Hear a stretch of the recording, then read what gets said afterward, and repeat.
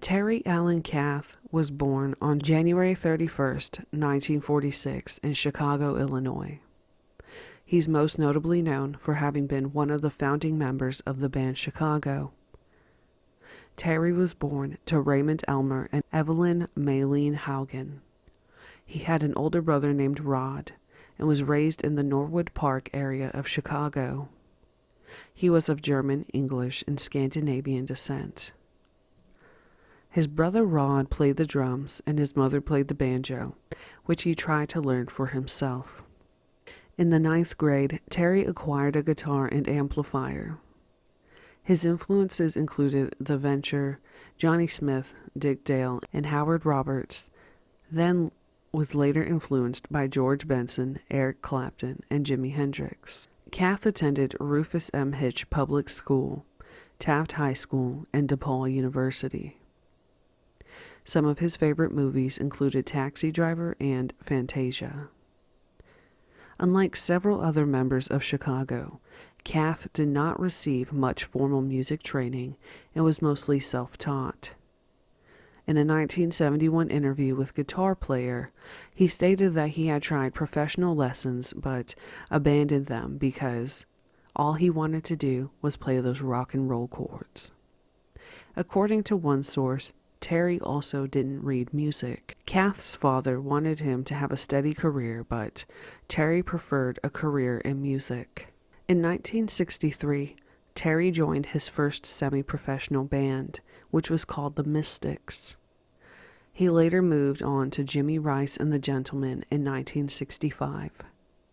From there, he went to play bass in a road band called Jimmy Ford and the Executives, which featured band members Danny Seraphine and Walter Parazater, who would later join him in the band Chicago.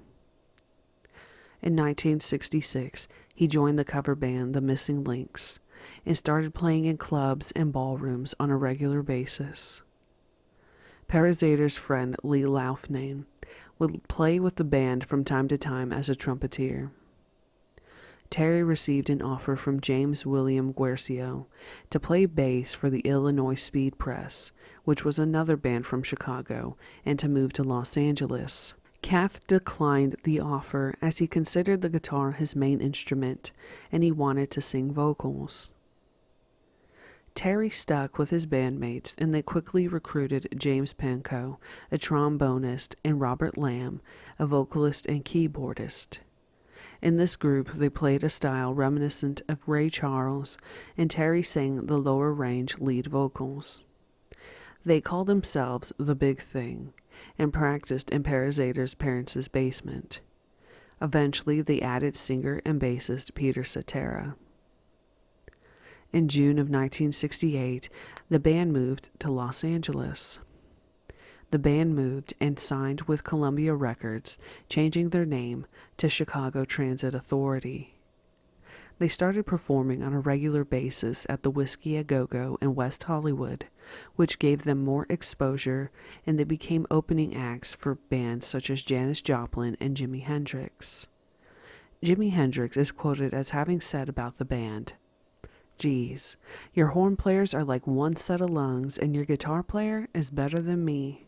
In 1969, the band released their first album, self-titled as Chicago Transit Authority, which was a double album. It made number 17 on the Billboard 200, and it sold over 1 million copies by 1970, being awarded with a platinum disc. Singles from the album included Does Anybody Really Know What Time It Is?, Beginnings, Questions 67 and 68, and I'm a Man. That same year, they were awarded with the Best New Artist of the Year from the Grammys. According to Peter Cetera, the band was booked to perform at Woodstock in 1969, but promoter Bill Graham rescheduled them to play at the Fillmore West on a date of his choosing, which was the Woodstock dates. Santana took Chicago's place at Woodstock, with this performance being considered his breakthrough gig. After the release of their first album, the band had to change their name, as the real Chicago Transit Authority had threatened legal action by using the same name. Thus, the band became Chicago. In 1970, the band released their second album, which was also technically self-titled, known as Chicago. The album has since been referred to as Chicago 2. The second album was also a double album and went straight to the top 10 in its second week on the Billboard chart before its single had even gotten to the Hot 100. Singles from the album include Make Me Smile, which Terry sung on in the titular 25 or 6 to 4. The album quickly went gold, then eventually went platinum. On January 11th, 1971, Chicago released their third album, Chicago 3, which was yet another double album.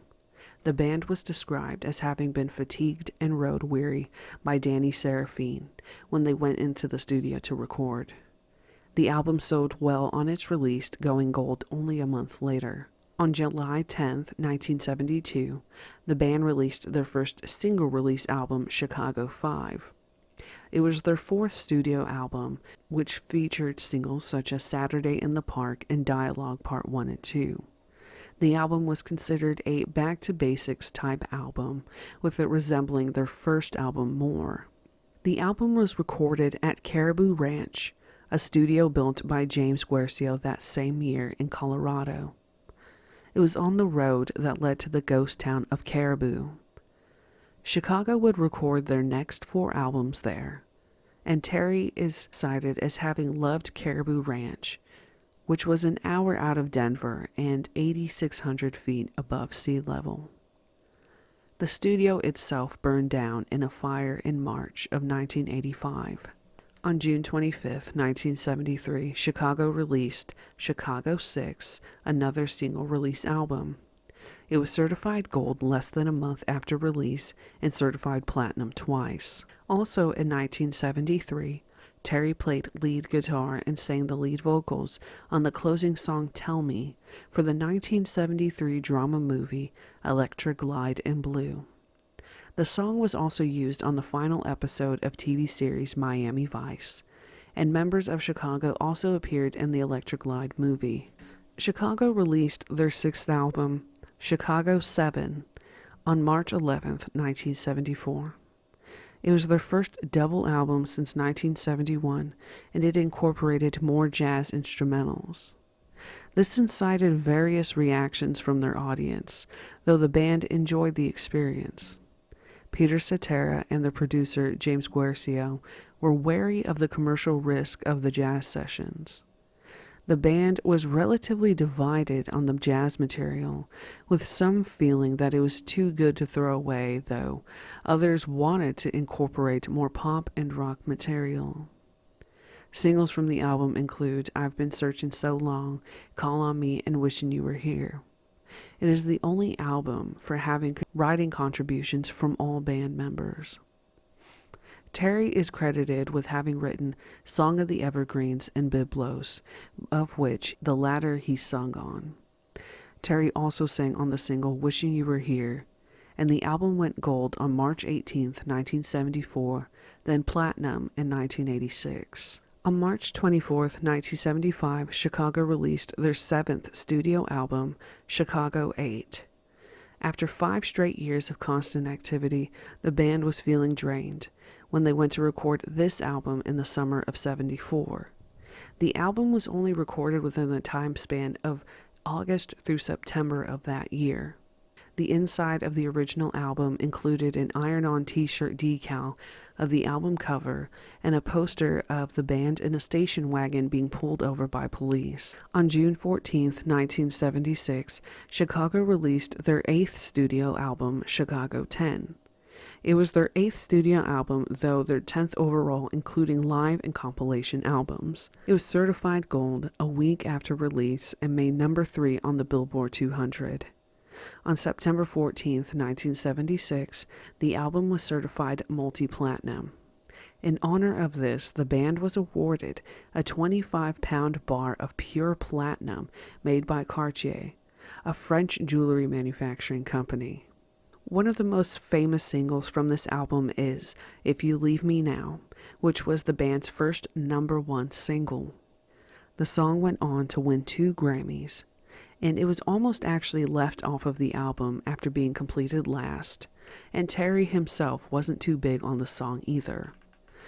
Terry didn't like the increased emphasis of ballads on the album, and some members of the band felt that the single changed the public perception of the band, which led Columbia Records demanding more ballads. Robert Lamb and Terry Kath were most notably uncomfortable with this change of events. The band released Chicago 11, their 9th studio album, on September 12, 1977. It would be their last album to have Terry Kath on it, and the last with James Guercio as producer. Singles from this album include Baby What a Big Surprise, Little One, and Take Me Back to Chicago. Terry is credited with writing Taking It On Uptown and Mississippi Delta City Blues, which he also sang on. He's credited with also singing on the songs Prelude, Little One, and Little One. Terry had a self-admitted history of drug and alcohol abuse. Danny Serafine knew that Terry had a high tolerance for drugs and recalled Terry telling him, "I'm going to get things under control. If I don't, this stuff is going to kill me." Fellow bandmates of Chicago have indicated that Terry was growing increasingly unhappy, though Pankow denies that Kath was suicidal. Pankow remembers in the liner notes of Chicago Box, his relationship was not going well. He was also certainly more dependent on chemicals than he should have been. He wasn't addicted to anything, but he was abusing drugs. We were all doing drugs at that stage of the game. But if you're incredibly unhappy and depressed and doing drugs on top of that, it compounds the situation. The night before Terry died, he visited bandmate Laudir de Oliveira, who offered him tea, and the two spent all night talking. Producer James Guercio insists that Terry was finishing writing a solo album. By 1978, Terry was regularly carrying guns around and enjoyed target shooting. On January 23rd, after a party at the home of band tech Don Johnson, Terry began to play with his guns. He spun his .38 revolver on his finger, put it to his temple, and pulled it to the trigger. The gun at this point wasn't loaded. Initially, there was a sigh of relief. Johnson warned Terry several times to be careful. Kath then picked up a semi-automatic 9mm pistol, and while leaning back in a chair, he said to Johnson, "Don't worry about it. Look, the clip is not even in it." Terry's last words were, "What do you think I'm going to do? Blow my brains out?" Terry then showed the empty mag. He replaced the mag in the gun and put it to his temple and pulled the trigger. Unknown to him, there was a round in the chamber, and the shot killed him instantly. It was 8 days before his 32nd birthday. He left behind his 20-month-old daughter, Michelle, and girlfriend, Camilla Emily Ortiz. Terry is buried at Forest Lawn Memorial Park in Los Angeles, California. He was 31. In 1982, his mother passed away, and his father passed away in 2003. Both of his parents are interred next to him. When Terry passed away, the surviving members of Chicago were utterly devastated and thought about ending the band. Ultimately, they continued on, and he was initially replaced with Donnie Dacus on their next album, Hot Streets, which was released in 1980. This album explored more disco themes and had the singles Alive Again, No Tell Lover, and Gone Long Gone. It was their first album to feature the band members on the cover and would have a title that wasn't the band name, something that wouldn't happen again until 1991. In 2016, Terry's daughter Michelle released a documentary that talked about and was in tribute to her father. The movie Chicago, The Terry Kath Experience is available to watch for free with ads on Amazon. She stated that the idea came to her many years ago when she realized that she didn't know his full story. The movie features interviews with people like Joe Walsh, Mike Campbell, and Dan DeLeo. In a quote about Terry, he was described as, Terry had unlimited energy and passion for playing his guitar. His commitment made a deep impression on me and inspired me to become even more dedicated to my craft. The man had a kind, loving, and caring soul.